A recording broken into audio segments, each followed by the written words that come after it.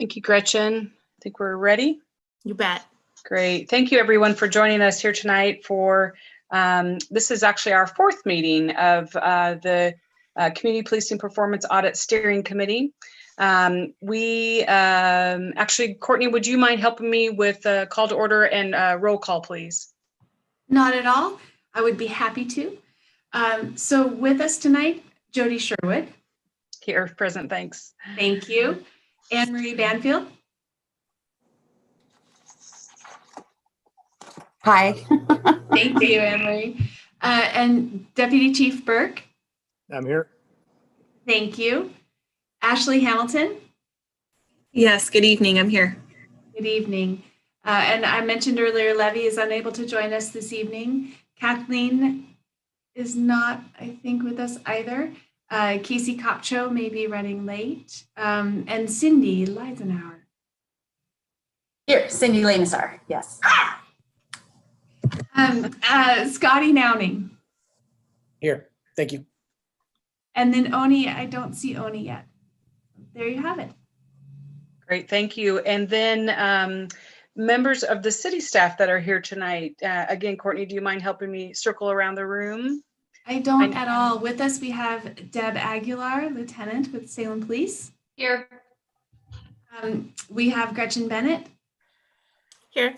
Hi, Gretchen. And then myself and Kirsten Madigan is with us. I don't know if she has video access.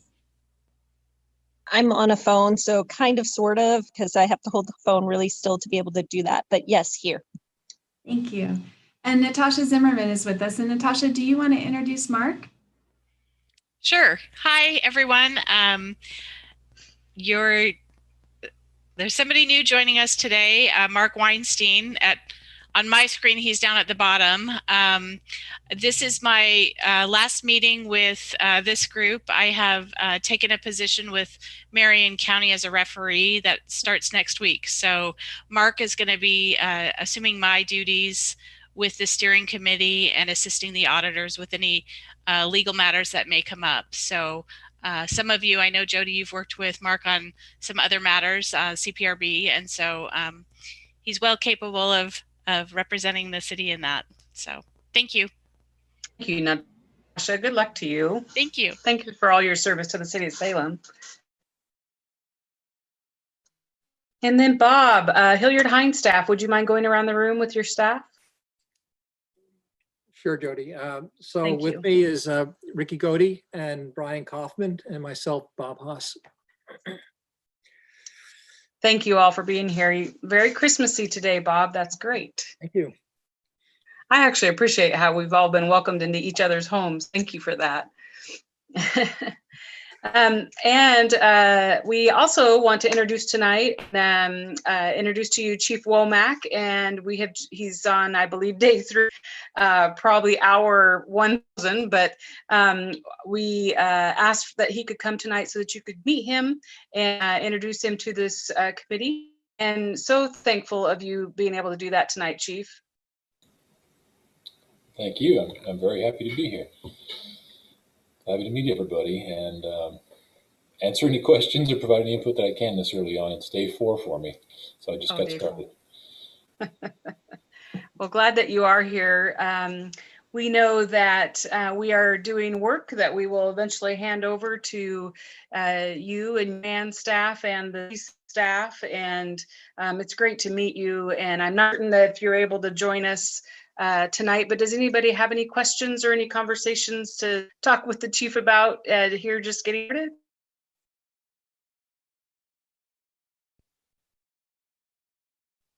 Sorry, I can't see everybody. I would just like to say welcome, and it's nice to meet you. I hope that we'll have a chance to meet sometime in person. Thank you very much. As you can imagine, I have a lot of people to meet. And so for at least the first month or two, that's primarily all I'm going to be doing. I already have pretty much the rest of this month just booked full of meetings with meeting people. So, but I do look forward to meeting you as soon as possible.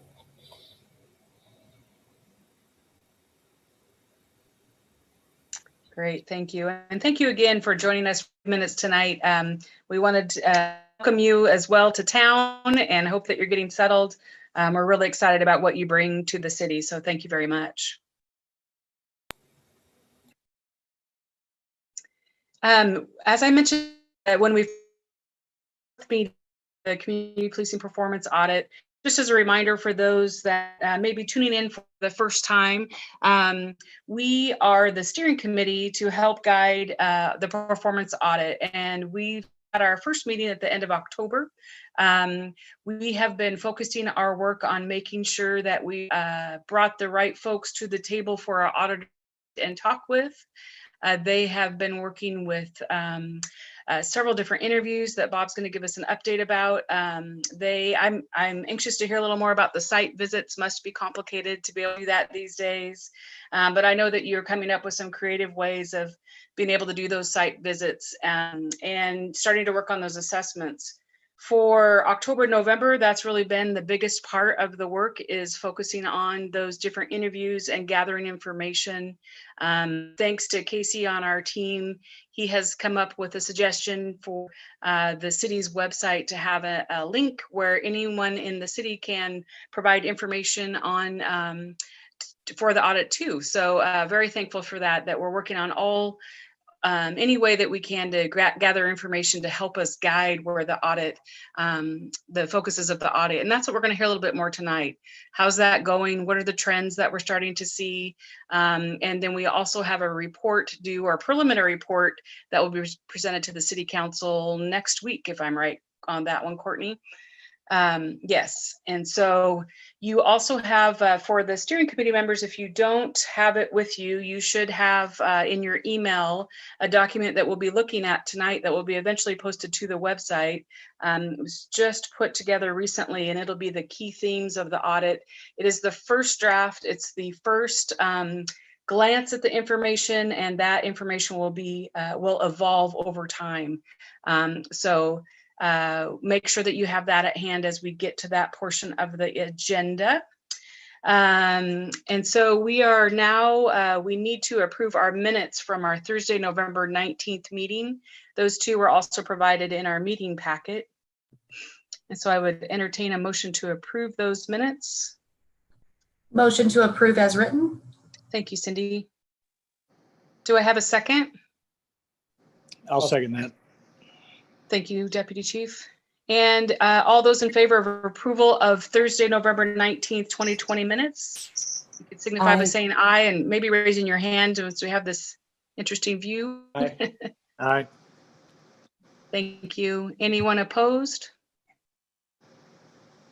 Great, thank you. The minutes are approved. Thank you for the good work on that to the city staff. All right, so I am going to tonight focus. Oh. Sorry, I heard some feedback question. And I asked before we do get into hearing about the observations from Hilliard Hines on the initial part of the audit, does anybody have any questions or anything that they would like to put on?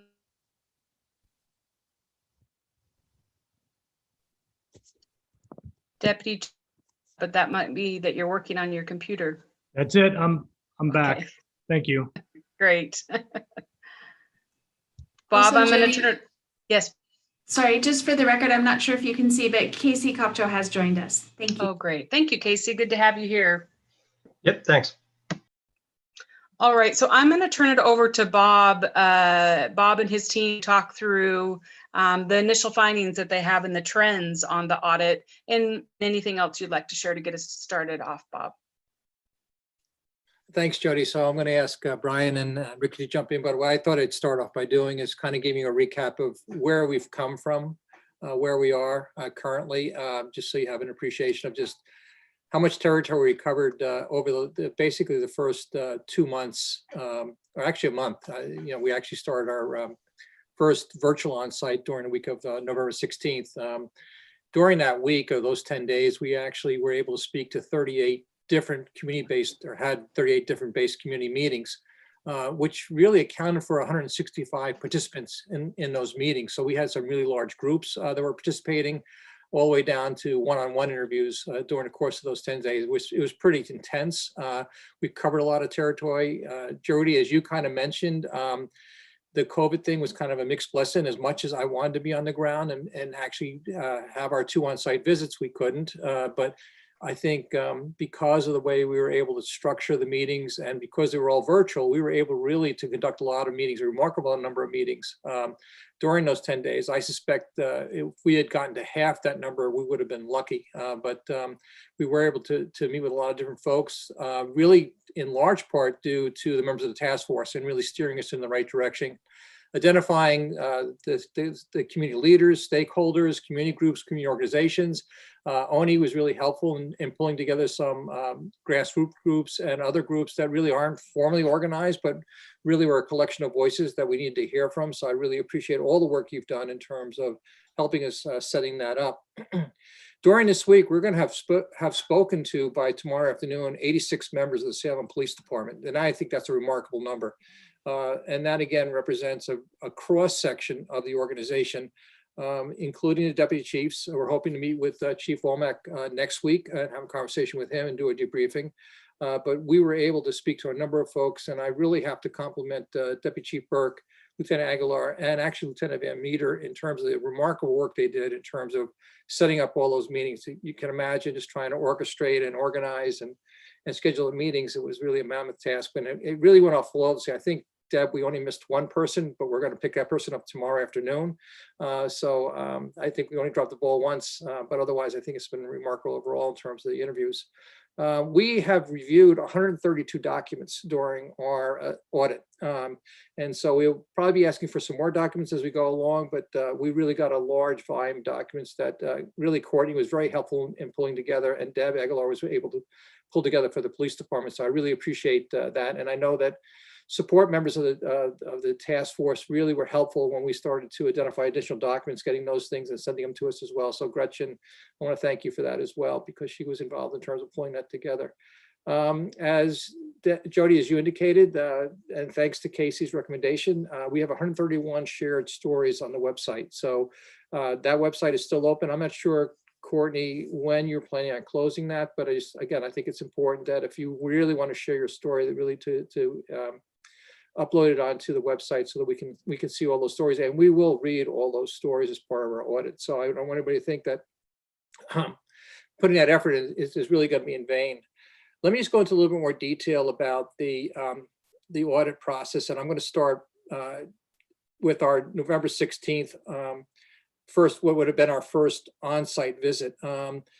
And what we did is we really spoken to a number of different groups, as I indicated before, everybody from government officials, the members of the city council, key stakeholders, city and support agencies and organizations. We really got an opportunity to speak to the fire department, Department of Public Works, community development. Large thanks to the support members of the, again, steering committee to help us in terms of pulling all those things together. Faith-based leaders were part of that conversation as well. And between that time, as I said before, we conducted 38 listening sessions. It helped us inform our discussions and really helped inform us in terms of the document we're going to be talking tonight, because that's where we drew the key theme or the key themes and the key points in terms of developing some of the questions, which, as Jody indicated, is a document that's going to continue to evolve. This is phase one of what we're anticipating to be 3 phases.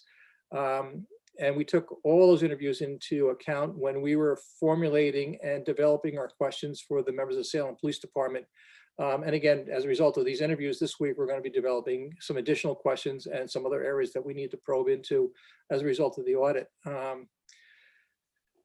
The document you have basically has 8 themes in it, and there are a number of key points that are associated with those themes that are posed in the way of questions. And what we're hoping to do tonight when we speak with the steering committee is really listen to you and have you kind of give us some feedback, ask questions, identify other areas you think we need to probe into with respect to those themes and questions. Phase 2, as I said before, is really going to be taking the information we've been gathering this week and then further developing that document. And in phase 3, there's still going to be some additional research we need to do. Hopefully at some point we will be able to get on the ground and really make some observations and really start to engage with the community, get a better appreciation of seeing things, in addition to having the great opportunity of speaking to a number of people, which would be in phase 3 of the document. This week, we are focusing on the Salem Police Department. We did have a couple community group meetings that we missed the first go around, so we've incorporated them as well. But as I said before, we've really been able to cover a lot of territory with respect to doing that. In addition to the interviews, we're going to be, or hopefully administering a survey, and really thanks to Deputy Chief Burke and Scotty knowing for helping us kind of develop that. I know we're vetting it with the chief to make sure he's comfortable with it, and then get it out on a website that's protected and really designed to assure anonymity in terms of the answers to the questions or responding to the survey. So we're really looking forward to getting that information. It's kind of a snapshot and really a barometer of the department where it is today as part of that auditing process. During the week, we're going to do we've been doing a cross section of interviews, as I said before. Brian Kaufman was able to spend 4 days at the, well, as of tomorrow, we'll be spending 4 days at Salem Police Department. He lives in Sublimity, so he's about 16 miles away. So it was fortunate so that we could get Brian out to the police station. I think at some point, Deb's gonna give him a tour of the station, which I know Brian's looking forward to, and he's gonna fill us in after he does that. And then Ricky and I have been doing our interviews virtually. And both in terms of focus groups and also one-on-one interviews during the course of the week. What I want to do at this point in time, and I'm going to invite Brian and Ricky to help me with this, is really kind of share some of our key takeaways, and not findings or audits, but really what's been our experience in terms of working with the members of the Salem Police Department. And so, Ricky, I'm going to ask you to kind of summarize, and I think we've talked about this before this meeting, so we share these perceptions and these takeaways during our interviews. Well, first of all, I echo Bob's thanks to both Lieutenant Aguilar, DC Burke, and the lieutenant who helped get all these interviews arranged, because it was a monumental task. But by and large, what I've really taken from it is all of the folks that we've talked to so far have been very candid. They take a lot of pride in the Salem Police Department, genuinely care about the city. And I'll let Brian give you his in a second, but I really feel like they've recognized and been reflective and voiced a lot of the places where they're seeing gaps and efficiencies in community policing efforts. So they're being very, very reflective, and I appreciate that. Brian? Yeah, thanks. And also I concur with Bob and Ricky. And I think the nice part, certainly from both the community and the police department personnel that I got a chance to meet with, I think everyone recognizes this as an opportunity. And I think they see the value of this, not only this audit, but with the work that was done under the previous administration with Chief Moore and his staff, but also with Chief Womack coming in. And I think this is one of the unique times where personnel in the department, again, we're looking at this as an opportunity, and we're very much committed to moving the department forward and continuing to build and strengthen the relationships within the department, both in and outside, because when they shared their stories, they weren't just all from their official roles as police officers, but as being a part of the committee or the community as well. So I think that was great. And I think they're very much in the same level of commitment that the community is. So I think this is going to be a good outcome for everybody as they continue to move forward. So I think that was very encouraging to me to hear that and to see that. And that's kind of the nice part of being in the department face to face versus virtually. It's really getting a sense for that feeling on where they're at. So that was nice. So I think, Chief Womack and the command staff in the department, it really is going to be, I think, a positive move forward, and not just with the audit, but with all the efforts that are going on to support, all the efforts. So that was very encouraging to see that. And I would just add, and again, I concur with both Ricky and Brian. That's been my experience with the members of the department. But the thing that was really astonishing to me, addition to their willingness to talk to us and looking forward to the change and really being complimentary of the organization, but really recognizing the fact that there are some deficiencies and things that they'd like to see change. And they were very vocal, not in a radical way, but really saying, here's some opportunities where we can actually start to make some improvements. And I think the other thing they were very frank about was the impediments in some of the things they're encountering. What was unique about the conversations, quite honestly, was qualifying their answers and their comments, both pre-COVID and COVID. And they had to think back several months to think about what was it like prior to COVID, because a lot of things have changed for them in terms of operations and the way they engage with the community. In fact, really limiting them in terms of their engagement with the community, and really saw that there was really a difference in their operations. But again, really looking forward to the report, and I think looking for opportunities for change, and I think that they see this as kind of a new start for them in terms of reassessing and resetting their calibers in terms of where they want to go in terms of the future direction of Salem Police Department.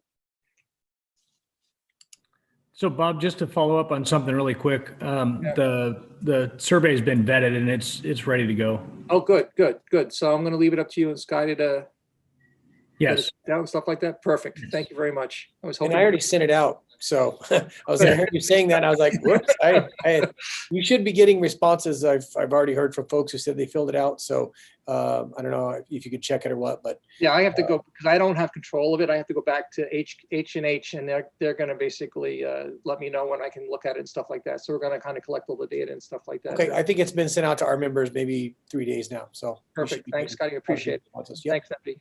I really appreciate it. Thank you. Bob, I have a quick question. Sure. And just also pause, if we could pause for a moment to make sure if there's other members of the steering committee that have some questions. Could we send out a blank survey to the steering team members so they're just familiar with the questions that are being asked? Sure. Would that be possible? I think that's possible. I think it's really an opportunity to kind of see, what we're asking and things like that. But a lot of it's vetted around community policing, their perception. Absolutely. Things like that. So. Yeah. That would be great. And I know I'm very pleased to hear the number of folks that you've had the opportunity to interact with and ask questions of. And I am very thankful of the community to jump in to have those difficult conversations. I know that some of the conversations have led to some sharing of information. And I appreciate all of those that have taken the time to do that. We also, again, I still want to impress upon the individual survey that is out there and available to anyone that would like to fill that out. I would hope that we could leave that up on the website for some time. I believe the information sharing on the audit is starting to become a little bit broader.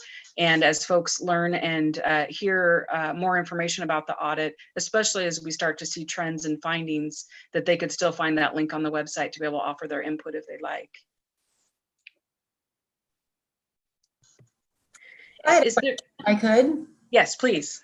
I know that the work that you've done so far, Bob, is with the sworn officers within the department. Is there any outreach to the other staff? I mean, it is really a department of whole, yep. And the system works with each other. And I'm sorry, we keep on referring to as officers. That it's all the employees of the police department. All employees. Okay, I just wanted to make sure because we're looking at the department as a whole. So great. Yeah. Thank you for that clarification.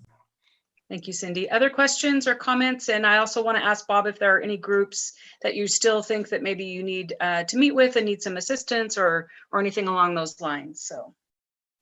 Yeah, so the interesting part, especially with the larger focus groups, was they wanted to have another engagement. I'm just trying to figure out how we can manage that in terms of going forward. I want to keep them involved. I think they're also interested in learning more about the audit and the direction it's heading and things like that. But I think they want to also be able to be part of that process ongoing. So we need to figure out how we can orchestrate that as well. So that's a challenge that we've been having.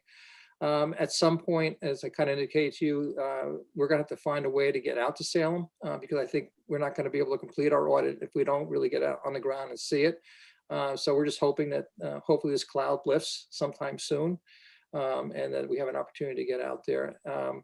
And as I said before, it's kind of changed the dimensions and the environment within Salem too, because of just the COVID and really what kind of impact it has and how widespread it's been in terms of just every population being affected by the whole pandemic. And trying to work through those kinds of issues as well.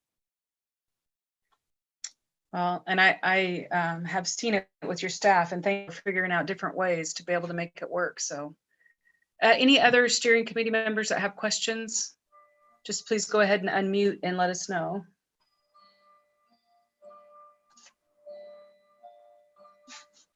Okay, I'm going to turn it back over to you, Bob. We'll go through well, I'll let you take it from here. Sure. So one of the things that Jody referred to is the document that we have shared with the members of the steering committee, which is very much still in draft form. We needed to get an opportunity to kind of vet it with the steering committee and also see if there are any questions and if there were any other kind of feedback relative to the document itself. So let me I kind of talked about already what the structure of the document was. I think what's really important, if you look at the key concepts, these are reoccurring themes we've heard over and over and over again in terms of what people are really looking for in terms of the kinds of relationships and the things they'd like to see with respect to the police department. And the way we structured it was that a number of those themes or things that they wanted to make sure were incorporated into to predict or flow out of some larger concepts, like the whole notion of trust, and the way that we're defining trust here is this whole notion of predictability, reliability, and compassion. I had a conversation with some folks that talked about, well, trust was really generational, that people trusted the police because that's the way they were brought up. Well, trust means very different things in today's society. And that's why we thought it was so important to make sure that we affiliated or associated those other reoccurring words or themes with that concept. Relationships was something that kept on coming up over and over again with respect to how we engage or how the police department engaged with the community.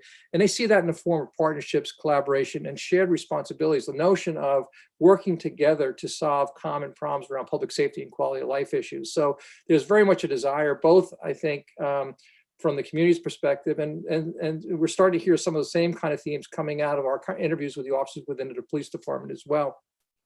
Transparency, I think, that's been really a key point in terms of really understanding what's going on, how things work, having information, and really that comes in the form of metrics and benchmarks and outcome measures to really have the department kind of report on itself in terms of what it's achieving, how it's achieving those things, and doing it in a way that's meaningful to the community. So I think that, that's really what the transparency gets.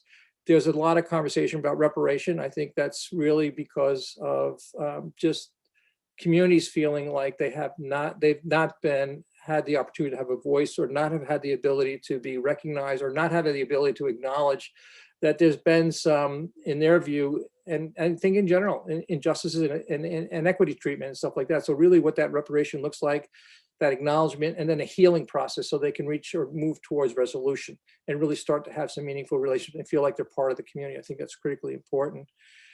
Sustainability, we heard that a couple times where programs have kind of started up or were initiated with the police department, but then, as priorities shifted or things changed, things kind of dropped off the calendar. So I think what they want to not only have to do is have those relationships, but make sure they're sustainable, they're consistent, and there's follow through on those kinds of meetings. And I think the thing that we hear over and over again is the whole idea of respect, which translates into dignity, equity, and just treatment. And Brian, I don't know if you wanted to add any more to those key concepts before we dive into the themes and the questions. No, I think that's good, Bob. And I think, those are, when you start writing and putting together narrative, that, those we have more clarity. So I think those were certainly points, Bob, as you pointed out. I think that's very accurate. So I'm curious from the steering committee's view, I mean, is that something that you've been hearing, or things that you think are consistent with your networks and the groups that you're working with? I think I want to real quickly just recap the key concepts as far as the main key concepts. So we have a document in front of us that shows us them laid out, but I thought maybe if I just read them one more time for those watching us tonight. But the key concepts that we will continue to unpack, if you will, that we'll keep looking at, diving into, understanding where there are some challenges and where maybe some improvements need to be made, is really what we're talking about. And we're going to get into the details of those by talking through the themes. But the key concepts are trust, relationships, transparency, reparation, sustainability, vision, and respect, just to be clear on that. And so yes, steering committee members, your thoughts, your initial thoughts on that from some of the groups that I know that others have participated in, and what you're hearing out there.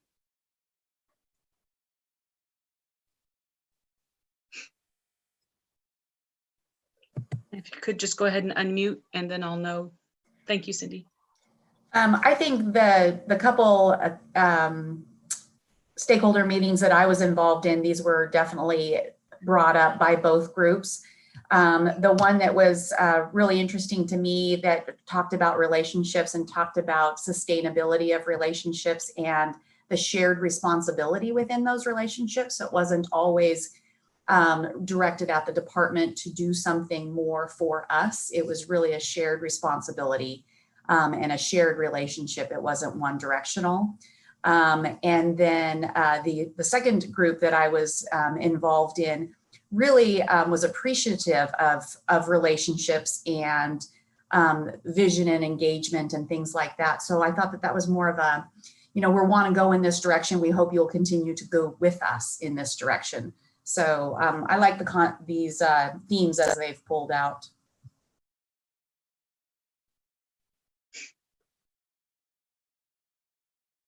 Anyone else? Any surprises of maybe what's missing, or surprises of what you're actually seeing on the list?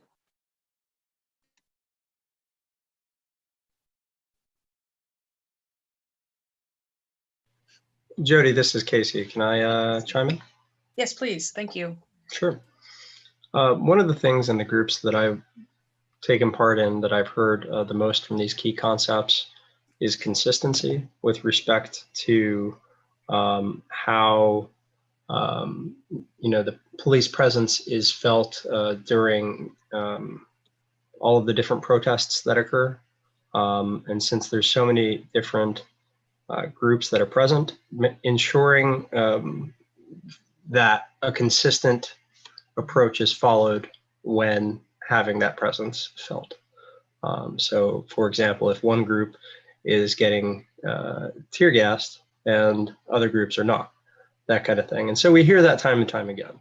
And whether or not circumstances are different or the other things are kind of irrelevant, really, because if the groups are, it erodes trust if that happens, right, over time. And so it's working on making sure that it's a visible, consistent approach. And that's something that I heard a lot. So it's good to see that it's listed here in the key concepts. Thank you, Casey. Yep. I don't see anyone else, so we'll continue on. For myself, from the groups that I have also attended, transparency has been one of the number ones, in addition to the consistency conversation, but the transparency in the data and the information that's shared. How can we be more self-serving as a community and finding out our information that we'd like to know and understand? So I'm also anxious to hear more about those themes as we continue on. And so, Jody, if are you ready to move on, or you want to just pause a few more? I think so. It looks like I think that as we go through the different themes, if steering committee members would like to ask questions, let's do that so that we can stay inside the conversations of each theme, because we'll go through some more details of each one now. So I'm going to ask Brian to lead this part of the conversation. He helped us, and he was probably one of the primary authors on this document. As I indicated to you, Jody, this took us a little bit of a while to kind of pull it together and make sure we got it right. So we went back and forth, and I know we were driving Courtney crazy because we weren't getting a document to her soon enough. But we wanted to make sure that it really kind of represented what we were seeing. Especially keep in mind the context of this document is between November 16th and December 1st. So it doesn't reflect the conversations we've been having this week. That'll be coming out in the second iteration of this document. So Brian, it's all yours. Yeah, thanks, Bob. Yeah, so the themes, one of the big discussions we had, because we're still forming these, and really, we won't, have that until towards the latter part, phase 2 or 3, probably 3, when we really start putting everything together. So we wanted to form these in a way that would leave it open, so we could adjust those, so we could modify those based on our continued work. in the audit. So when you look at theme 1, for example, the increased need for collaborative, proactive, and preventative approaches to really help reduce those repetitive or reoccurring calls affecting public safety and quality of life as it relates to, as part of the audit, it was, one of the goals or objectives was to look at the idea of, or the area of homelessness or unsheltered or at-risk populations. So we really, based on our conversations, as Bob said, with the community, these are things that started emerging as areas that really we wanted to look closer at, and then start putting together, I think, for the final, what are some of those strategies, objectives and strategies and approaches, best practices that can really address these areas. But right now, we're still in the informative stage, and we had that discussion, how much of this do we want to get into at this point, because it is subject to modification or change. And what we don't want to do is set it up to where this is the end all when there's still work to do. And even though it was informed by a lot of our conversations and discussions with the community groups and the different individuals within those groups, there was certainly the consideration then of its application for the department, because really that's where we're going with this performance audit. Even though we're looking at the police department, we're really looking at it from the perspective of the community and police working together to be successful in some of these strategies or outcomes that are going to be put forth at the end of the audit. So some of the key points underneath, we wanted to form that in the way of questions to continue to inform us and inform the audit. So, when you look at what additional partnerships can be developed to help enhance activities, what is the level of commitment for the capacity to utilize some of these approaches. So that's, without going through each one of these specifically, that's unless Jody, you want to do that, but I think that the importance here is to look at those themes and then look at those key questions that are helping to guide and continue to guide us through the process to see if they're capturing what, at least what the steering committee would look like, and recognize as, yes, that makes sense. Yes, that is, kind of what some of our expectations were for the audit and the audit process.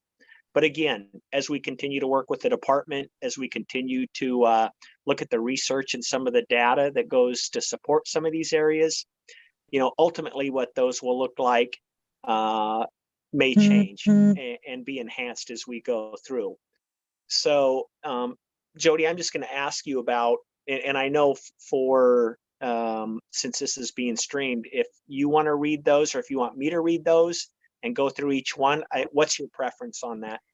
I think what would be helpful is if we perhaps read just the first theme, and then this document will be available on the website, will it not, along with our minutes? Right. And then folks can go look at more details of the information as it is just forming up. But for tonight's purposes, for us to be able to provide feedback, I think it would be helpful if we went ahead and just read the theme, and then we work on providing comments around that theme, if that works for, how about other steering committee members? Any other? Does that sound fair? Okay. I see heads, yes. Thank you.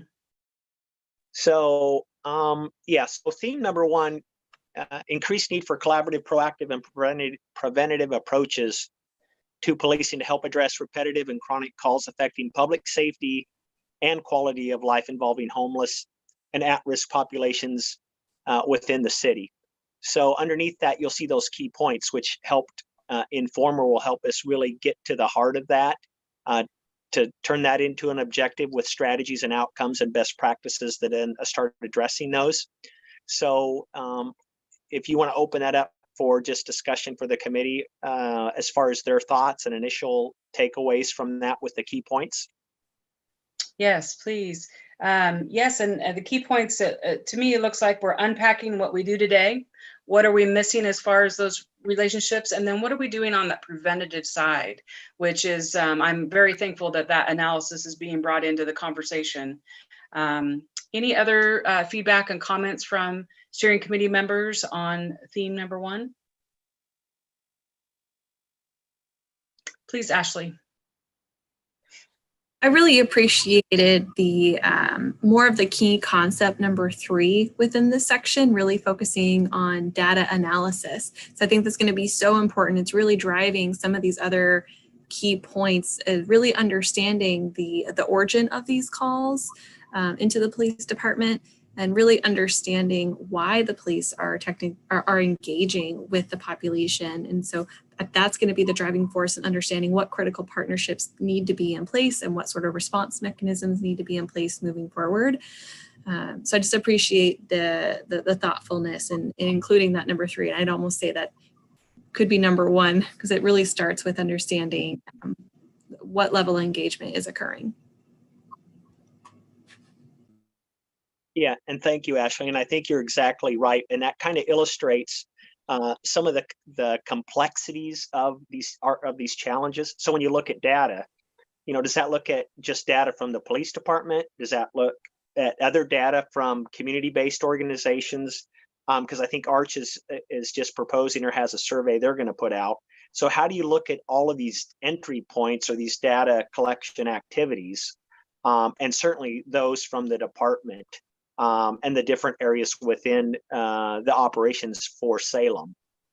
So I think you're absolutely right. And just one thing about the key points, when you were saying, this could be almost number 1, I think you'll start seeing more of a refinement of that as we continue through the process. These aren't really any ranking order, but I think there are going to be priorities within some of these that definitely will emerge as being first steps and as being really essential and critical points that need to come before others. So, I think that's a great observation. And I think there's 2 dimensions, Ashley, around data collection is informing the department and helping the department make better decisions and informed decisions and really start to getting in front of some of these issues instead of kind of chasing after them and being responsive. But then also, I think it's important for the external customers and the community to see what the department's doing with respect to inroads it's making and advances it's making, and seeing that there are successes or they're really making some impact with respect to some of their interventions.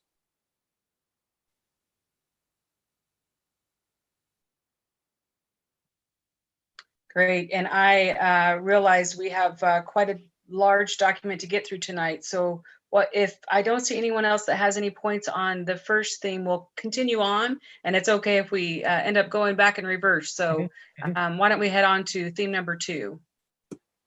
Okay. Theme number 2 is the need to implement proactive collaborative strategies that will enhance the organizational and operational capabilities of the Salem Police Department, specifically to address interaction and events involving individuals experiencing behavioral health crisis. And again, these seem a little bit wordy, and I think by the time we get to the final definition of these, I think they'll be very much pared down to be very more concise with an objective. So we're still broad on this because we didn't really want to leave anything out at this point. So I'll open that up to you, Jody, for the group or comments. Great.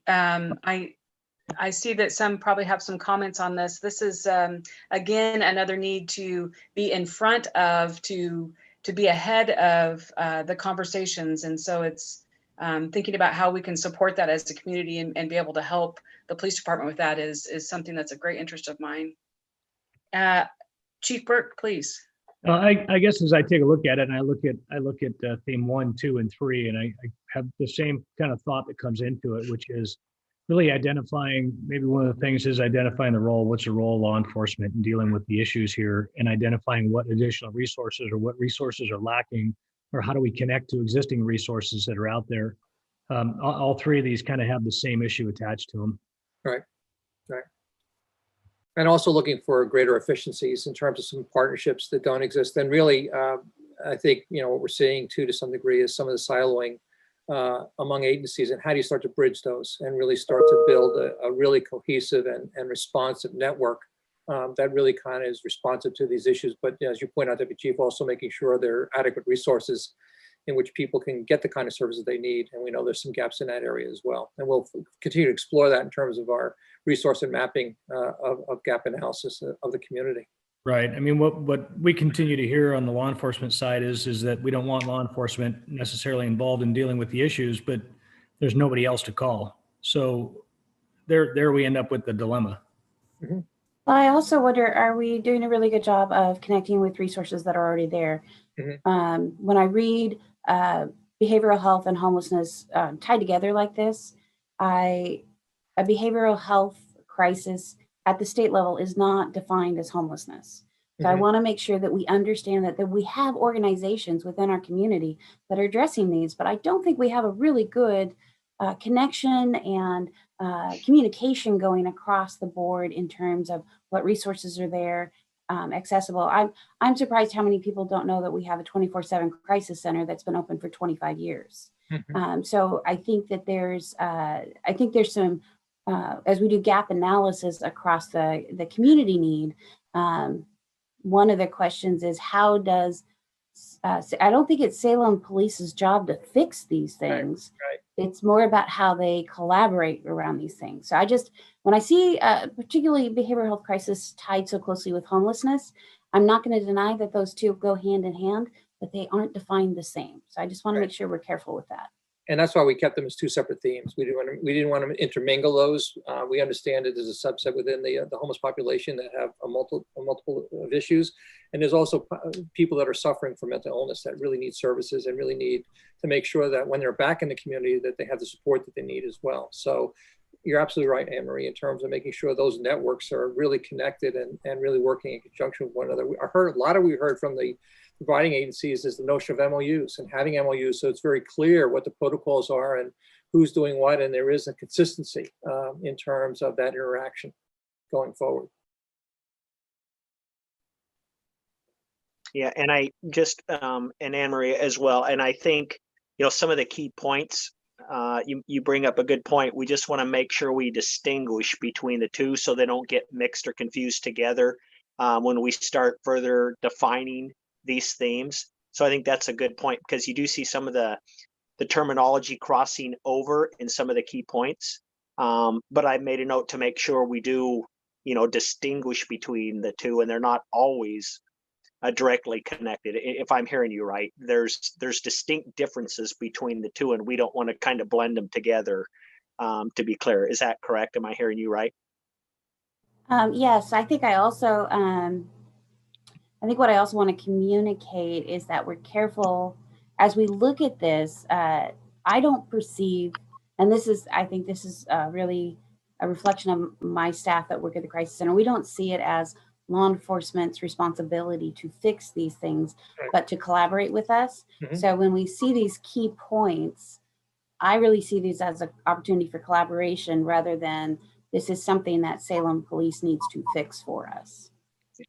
And we definitely agree with that. That's the right assessment, and I think we're thinking the same way. Yep, exactly right. And I'm sure Chief Womack and the staff would agree with that. That's the right approach. So that's an excellent point. Thank you. I really agree with where the conversation is going. I'm glad you brought that up, Anne Marie. In all of these key themes, I saw two areas. One is internal work and one is external work. And the internal work is really the city, the union, and the department working together to enhance certain skills and certain processes and certain things. And it's really internal, and it's through those three main organizational structure points. But the external stuff is who are the partners and where are the collaboration and who is leading it and how is the department either leading or collaborating or following. I mean, there's different roles, and I'm glad Anne Marie brought up that I really saw a lot of these things as collaborations and not fixing something, but being part of solutions as the community moves forward. So as we, look through that, I was really looking at is this kind of being framed for the department to lead something, or is this an area where there's needing for more collaborations, and where do they fall within that collaboration? Or is it something that is there and we just want you at the table and we need you to understand and you're really kind of following along? So internal and external, and then what's the degree of engagement is how I saw these things. Yep, and that's absolutely correct, which is a good segue into theme 3, unless you have additional comments on 2, I Jody. see Ashley has her hand, so I want to make sure. Okay. I just had a quick comment on section number 2 because Cindy and Maria have already covered some great comments and material here. I did see throughout the document there is the sprinkling of looking at evidence-based and national best practices. And I think this would be a great spot in section 2 to actually infuse that when speaking about collaborative strategies, both internally and externally. So I'd like to be able to see more about where are we looking nationally as far as systems and that collaborative approach. Good point. Thank you, Ashley. Yeah, and you're about 2 or 3 steps ahead of us. Those will absolutely come in as a part of this, and I think you're exactly right on. And you will see those as we start, getting more structure to this for that final report, because I think that's ultimately what you're looking for, what the audit is hoping to accomplish. So Great. Okay, theme 3.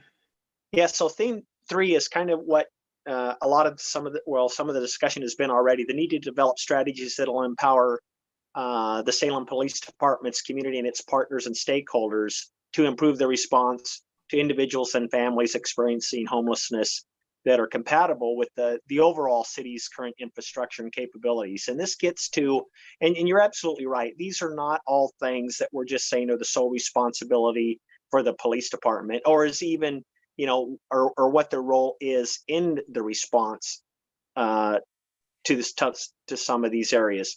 So this really is, looking at developing or enhancing the current strategies that are currently in place. That really isn't going to mandate the department, but really just gives them more support and really promotes and helps to empower them to work with their stakeholders in ways maybe different, as long as it's compatible. And this is where it gets really to the current infrastructure of the entire city. And that's what was so nice for us to be able to speak with Parks and Recs, to the Public Works Department, to the other infrastructure capabilities that really puts, this process together with SPD, or with the police department as a partner. So that's 3, Jody. Questions or comments from steering members? I'm glad we talked that through. Those do really flow together. Jody, I have Yes, something real fast. please. This is Casey. To Brian's very good point on working with the kind of the cross functionality between different divisions within the city and how things intersect. I had a conversation or email exchange yesterday with urban development, kind of on the intersection of homelessness, right?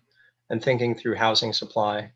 And I don't know if it's this point or another, but just thinking about different divisions that do impact policing, whether or not we think about it. And so there's a vacancy rate of 3%, 3.4% to be more precise. So that's the total number of units that are available for apartments in the city. Because I was having this conversation yesterday with someone else about how expensive it is to live here.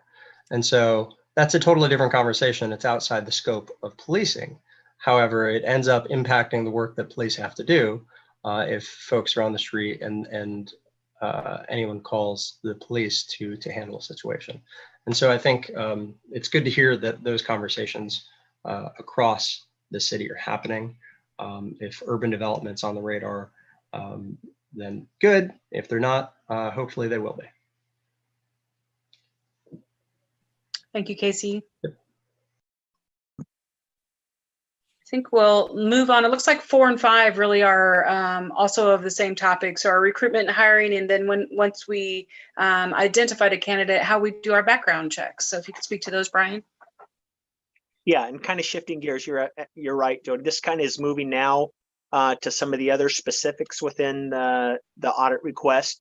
The need to recruit, hire, and retain the best persons to serve as City of Salem police officers who are reflective and sensitive to the needs of the community and its commitment to community policing and problem-solving strategies.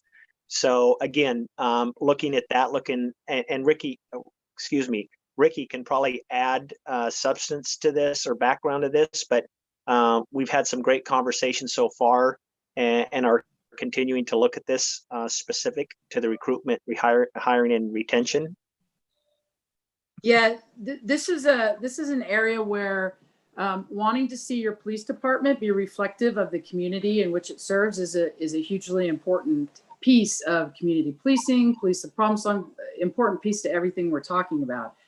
So that need to be able to recruit, hire, and retain being very important too, because if we do hire diverse members of the community, especially, what's the atmosphere and do they stay with Salem Police Department? So these are all areas that need to be looked at, are huge parts of moving forward with making sure your police department is reflective of your community. And I don't know if you want to talk about theme 4, but the same with the backgrounding, because they really go hand in hand. And I'll just speak very quickly to background before I give it back to Brian. But is there any way that the background investigations are potentially being problematic toward hiring people that you want? Is it too are the different qualifying the qualifying things keeping the backgrounders more going in a checklist instead of looking specifically at the candidate and what they bring to the table? And this is something, quite honestly, you're looking at across the nation in police work with the backgrounding. And who do we have doing the backgrounding? That's what all of this is really referring to.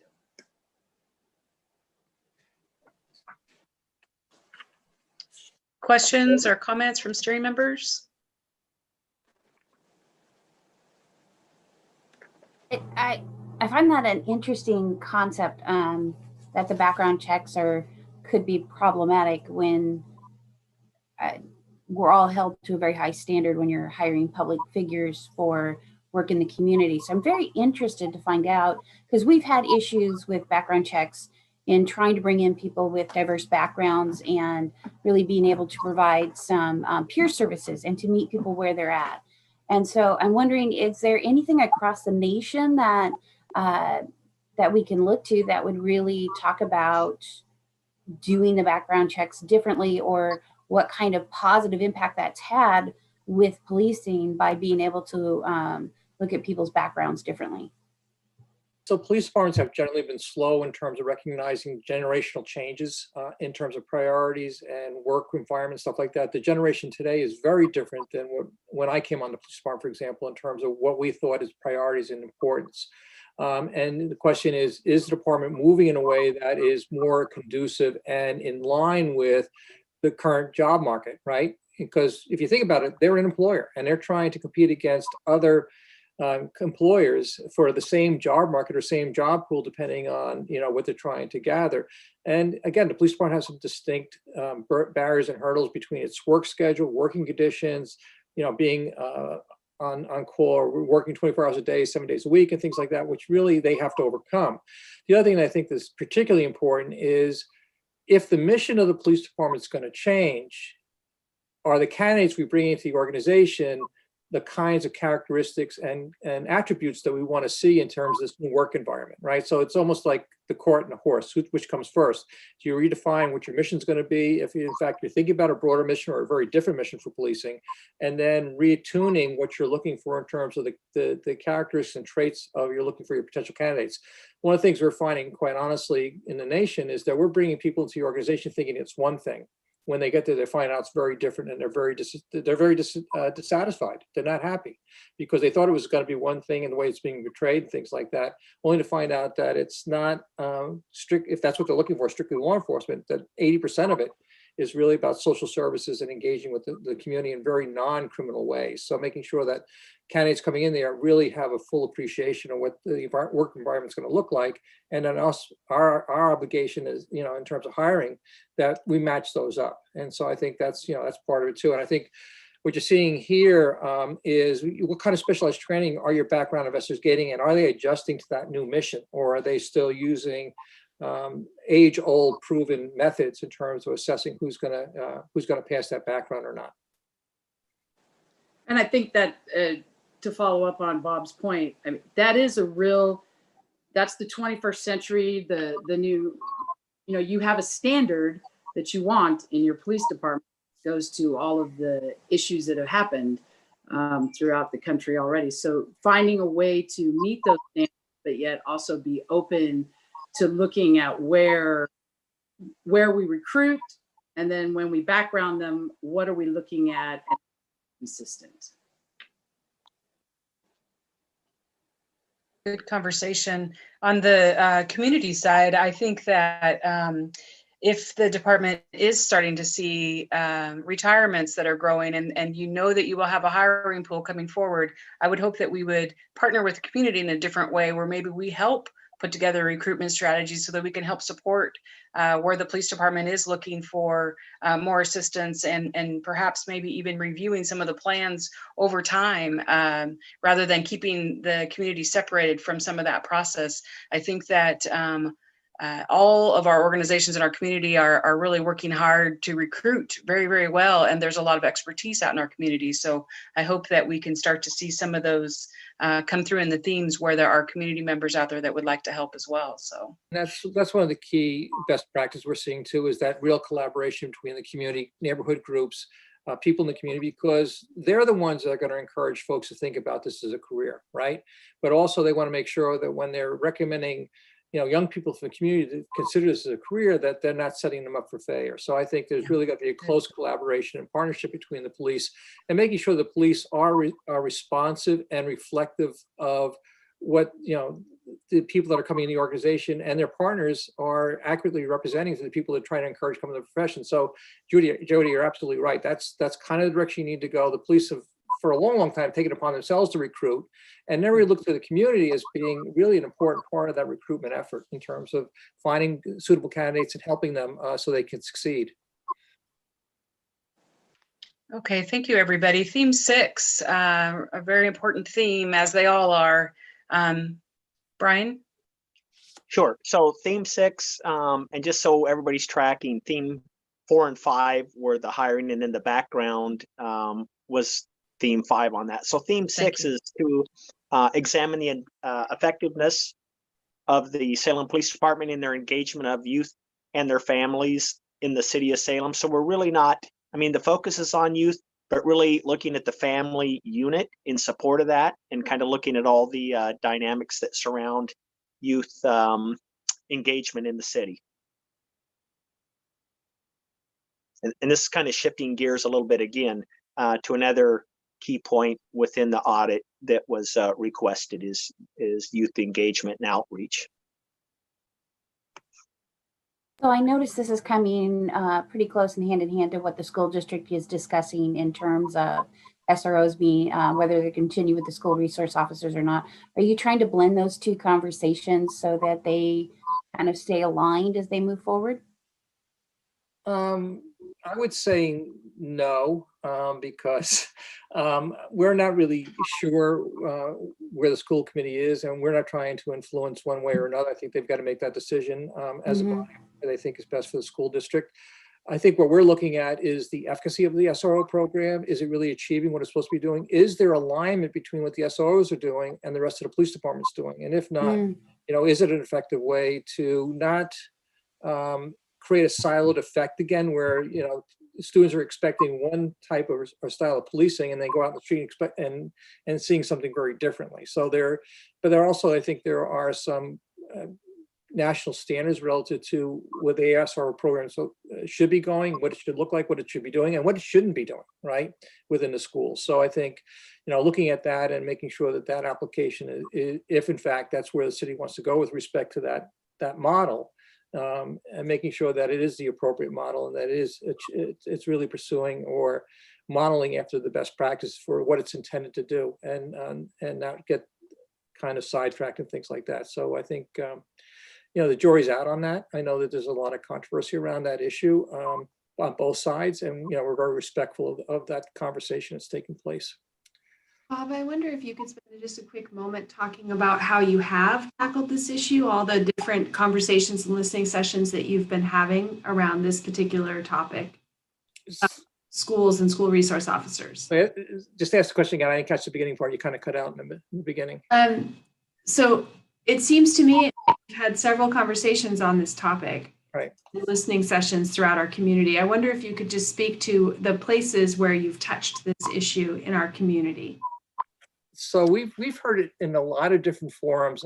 We've actually been in a forum that had nothing to do with the schools, but really people who are community members. We've talked to neighborhood associations.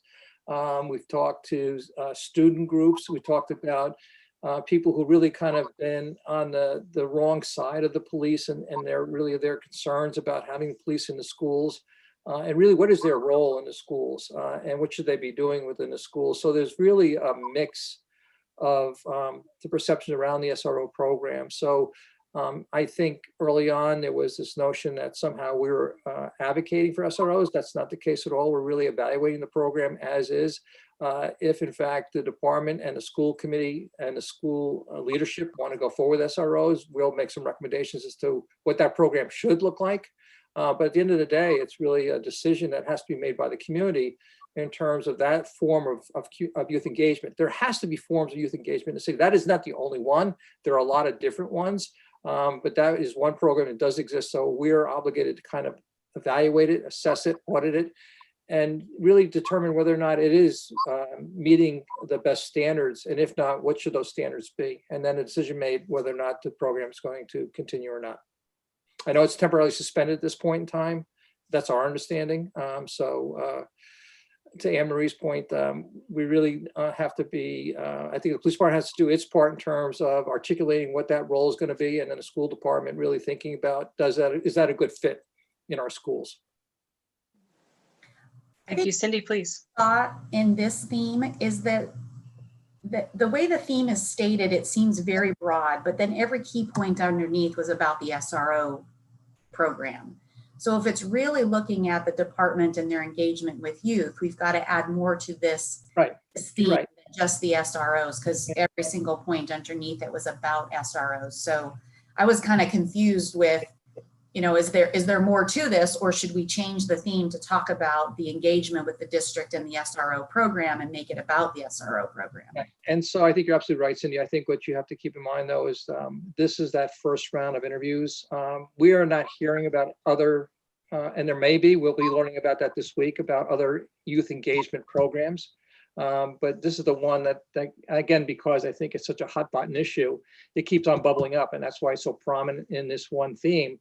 I'm confident when we start to do our work in the police department, we're going to learn about other ways that the department's engaging with the youth and with the family, and really using diversionary and alternative approaches to helping families that are in need of services, right? We're going to find that out in terms of our interviews. And again, you see, to your point, Cindy, one or two things are going to happen. This is going to be broken away as a separate category, or it's going to get refined, as Brian indicated, and be much broader as we learn more. And again, we're asking questions, so it's not a definitive statement by any means in terms of us coming out one way or another on these issues. Yeah, Bob, I'm glad you just said it that way. I think that as you go through interviews, and I know in the conversations that I've at least had, I'm not sure we've highlighted those things, and I'm not sure they really came to my mind as we were going through the conversation. So to ask specifically about youth programs and youth engagement and what we're doing with our youth, I think we'll certainly bring out those programs that the police department's involved in. Sure. Yeah, and for clarity, and Jody and Anne Marie both are in the discussion because, and this may be a little bit confusing, and I think Anne Marie's point about the SROs and the last comments about what you see in theme 6 is primarily directed towards the SRO program. And again, as Bob said, this is a lot of what we heard in those first round of interviews. But if you look at theme 7, that really gets to the broader perspective of these youth engagement activities beyond SRO. But what we didn't want to do at this point, I think, and Ricky and Bob can both, provide additional comments, but what we didn't want to do is discount the level of, I think, the input we got about the SRO program. And I think just to discount that or not acknowledge that, because what we've heard as a part of that is it's not just in the schools, it's how some of those activities are affecting the families. So just to look at it isolated as it's an SRO program really didn't capture the essence of some of those conversations, of the implications outside of some of those interactions. So I think as we continue to go through this, as Bob said, there'll be some reference or narrative on the SRO program. To what extent, I don't, Bob can address that, to what, and I'm not sure we know what that is. But when you look at theme 7, it really does kind of break away from any specific reference to the SRO program and gets into those youth engagement programs, some of the activities that are going on. So maybe I just want to make sure that provides some clarity, and I apologize if there's confusion there, but we didn't want to lose the discussion on the SROs, because that was a very, there were some very in-depth conversations and comments on that program. I am glad to hear that you are having those in-depth conversations, and that students and their families are speaking up and talking through what they'd like to see. I do worry that the youth and their families outside the SRO program, if that was an intention, if maybe steering team members need to give some thought to that, if there are any groups or organizations to think about talking, suggesting that you talk with, would probably be a good idea for us to think through. This is Casey. Could I add something on Please, SROs? Casey. Yeah. Thanks for the update, Brian. One of the things that just crossed my mind, and I'm not sure whether or not you're familiar with the organization Trauma Informed Oregon. There we go. And the tenets of trauma informed care. And one of the languages that, or one of the words rather, that I didn't see or don't see, which is fine, is the word trauma, and how that comes into play for the families that are disproportionately impacted by some of the encounters with SROs at a young age, and so on and so forth. My kids are both young in school in the Salem-Keizer School District 2, and I wouldn't want, this is just me kind of anecdotally, to feel, to just have a false sense of security, to feel better at the expense of another family's life, and their lifestyle and going forward, because of just kind of the disproportionality of data, assuming that data is there. And so taking a trauma-informed lens to it wouldn't be a bad idea if that's something that could be considered. Mandy, and I can't remember her last name, but she's the executive director at Trauma Informed Oregon, talks about the different impacts of different kind of encounters with people and their families, and how that can influence other things that inevitably police may have to respond to later down the line. So it's kind of a cascading effect. So it's really, again, I bring up things that are pretty broad scope, and sometimes, maybe outside the scope of specifically community policing, but it is public health, it's public service, right? And so in a public health model, you look downstream. And so rather than wondering, police generally show up to try to pull somebody out of the river. And we should be focused on, why are people falling into the river in the first place? Mm-hmm. And where we can, what we can do to address that. And so the best we can do with respect to SROs, and that would be great. So I appreciate you looking into that, Brian and team. All right. Yeah, thank you, Casey. And I've made notes of that, so we can follow up on that. So thanks so much. Is there anything more about theme? Oh, sorry. Did someone speak up? Is there any more about theme 7? We know our youth are more engaged than ever before, and we're so thankful for that. Is there more about theme 7 that we want to dive into tonight?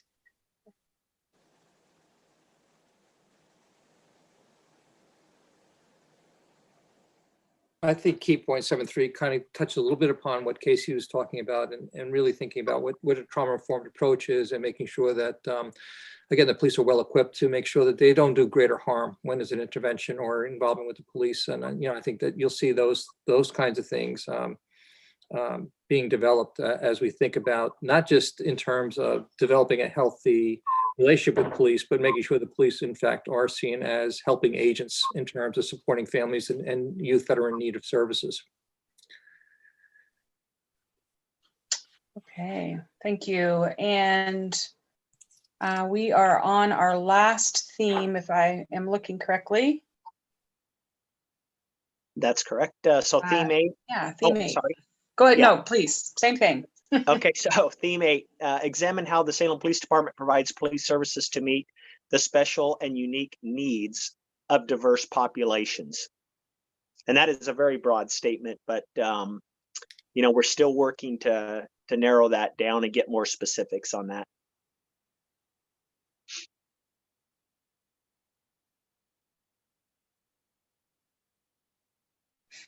Any comments or thoughts on theme 8? The only comment I would make is that I'm sorry, I don't see who. Oh, Anne Marie, please. Yes, I'm sorry. Hi. Couldn't tell who was speaking. Thank you. That's all right. The only comment I would make on that is I think one of the things that's touching on is the fact that Salem has a very unique population in this state because of the number of state institutions that we have. But that doesn't always get reflected as funding is coming available in terms of reaching out to these specialized populations. So that would be something I hope we could look at are ways that we can address sort of that disparity that affects us within this state, but doesn't always get acknowledged within the state. And I see it as a way for us to collaboratively address some of the issues we have going on with our special populations. Thank you, Anne Marie. Others? And Jody, can I just to make sure I was clear on Anne Marie's comment. So looking at the funding and how you identify or how that's distributed, or how some special populations do or don't get that funding. Is that where you were going with that? Yeah, I think there's often opportunities where really being able to speak with a broader voice for Marion County and the city of Salem and the populations that we are trying to serve because of the number of state institutions in our communities. Really, there's that opportunity for that. Again, that collaborative piece for opportunities to really look at, how are things being funded throughout our state, and how does that, how are we being funded for some of those services? Because I think when we talk about services, when we talk about the partnering and collaboration, part of that is how are we coming together to really look for all the opportunities for funding and grants, et cetera, that would allow us to address those special populations. Okay, thank you.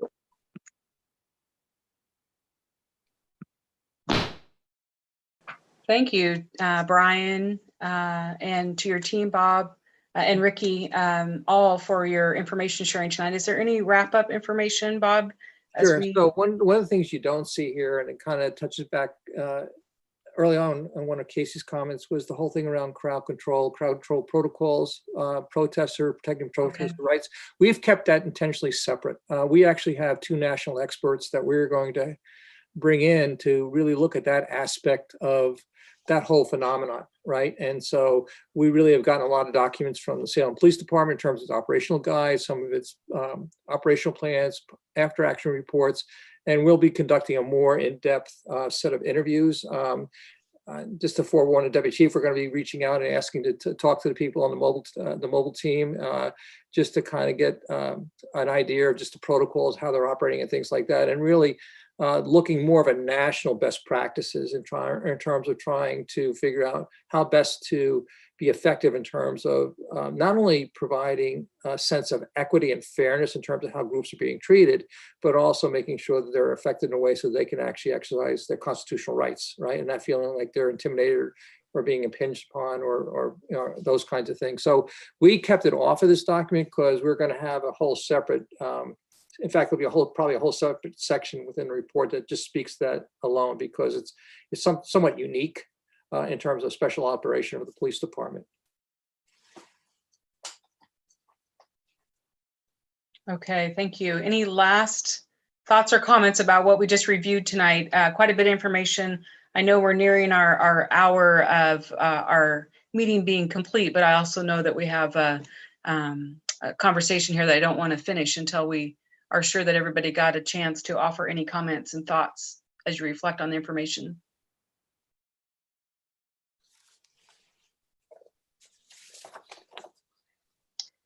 I think that I do want to say thank you again to Bob and the team. Courtney mentioned, we heard your name a few times there, and Deputy Burke, for all that you're doing to gather the information. I think for those that are watching us tonight, it's important to know that this is the first look at some of the themes that we are seeing and the information that we are gathering. The groups will continue to meet.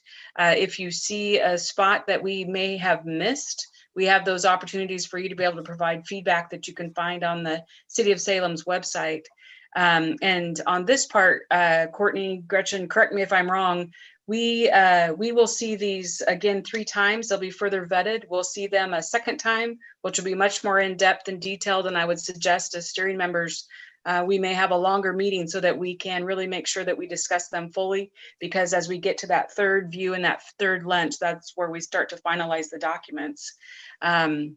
And then we present, or Bob and his team present to the council, but there will also be a series of public meetings on the recommendations and information findings. So there still will be time to provide feedback and input into the information that's being gathered. Did I correctly? Okay, I see. Yes.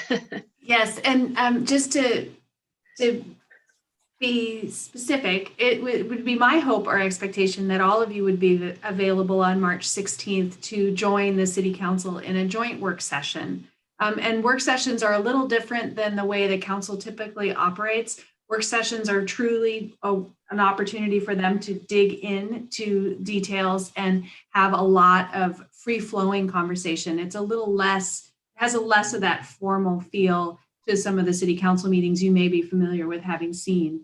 So it would be my hope or expectation that the majority of you would be available March 16th at 6 p.m. to join us at a Zoom location in the future, and be able to have that dialogue with the city council as they press into some of these issues, because they're really going to be at that point trying to learn from you, you all, about what you've been hearing and how you've been moving through this audit. So thank you. March 16th, 6 p.m. Thank you. And then I also, please. Sorry. Is the work session on a Tuesday, or the 16th is a Tuesday? Isn't everything on a Monday? You're muted, Courtney. You're muted, Courtney. Good, you didn't hear all that. March 15th, Cindy is correct. I usually have my Mondays memorized. Sorry about that. 15th. Good thing you told us, Courtney, because we would have been there on the 16th. And I notice some of our board members who provide key roles are not here tonight. And if Courtney, if you wouldn't mind, please making sure that they know that they can still provide input on the themes that we also heard tonight, so that they have that opportunity as well. That would be great. Yes, I can do. And I failed to note this, and I apologize. My email was a little bit stacked.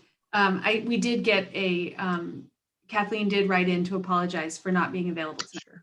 Okay. Please forgive me. And I know that we are not getting to all items on our agendas unless, Bob, you have a short synopsis on trends in other agencies, but I would suggest that we add that to our next agenda. I think we're going to You have would to add it agree. to the agenda. That's a little bit longer conversation. Yes, that's what I thought. As much as we are really working hard on a Salem viewpoint, it is helpful for us to know and understand what other agencies are seeing in their trends. Number one, for us to make sure that we're seeing a trend that may come to us in the future and that we prepare for that. And number two, to measure against how we're doing as an organization and a city. So thank you. We'll add that on. So next steps, and Bob, do you mind recapping, if you don't mind? We are scheduled to meet again, not until January 14th. That's correct. And can you just recap for us what will happen in that time frame? So between now and then, we will have, we have a couple more interviews to do. We will start to develop phase 2 of this document. So as you if we kind of discussed, it's going to be a much more refined document in terms of, again, getting feedback from the steering committee on the development of that document. These questions this week were helping us as we were doing the interviews in the police department, but it's also going to further inform us in terms of the focus area, and as Brian indicated, the recommended strategies that will eventually be coming out in the final report. Great, thank you. Any last questions or comments from steering board? I've got one real quick one, Jenny. Thanks, Casey. Yep. I just want to put it on the auditor's radar that there is an event that I don't think has been put out there yet happening on 12/16. It is the NAACP Community Policing Series. George is probably checking his calendar. I don't think it's been sent to SPD yet, but it is happening on 12/16. Next Wednesday at 6 o'clock. It's a virtual thing that happens every 2 months. That involves SPD, Marion County Sheriff, Polk County Sheriff, and Kaiser PD. So I'll pass it on to the city. And if that's something that the team would like to attend and sit in on and listen in on, you might find some value there. That'd be great. And Casey, what time was the meeting going to be? 6 p.m. you said? Yep, 6 to 7:30. Got it. Thank you, Casey. All right, last thoughts before we adjourn. Thank you to everybody for all the hard work and the effort put into the audit. It is taking all of us to be involved and it's appreciated. So thank you so much. And thank you again to Chief Womack for joining us today and welcome you again to the city. I appreciate you listening in. Thank you very much. And just real quickly, I would just also like to echo your thanks for those of you on the committee, giving your time. And it was encouraging to hear about the level of input being received through the various surveys, whether it's from the community, also internally from the department now as well. And I just want to appreciate that and recognize that and encourage everybody to continue to provide input because Salem PD, we listen, we value the input, and we are going to follow through and apply that input as best as possible. And finally, what I'd say from the themes that I'm hearing now too, this initial look is I just want to, from my experience, these are themes that would come out of almost any city when the survey occurred. So some of the things we're talking about here are issues for our entire profession, not just Salem PD. So I just wanted to emphasize that as well. Thank you. And I would say we're adjourned. Thank you all very much. Good night, everybody.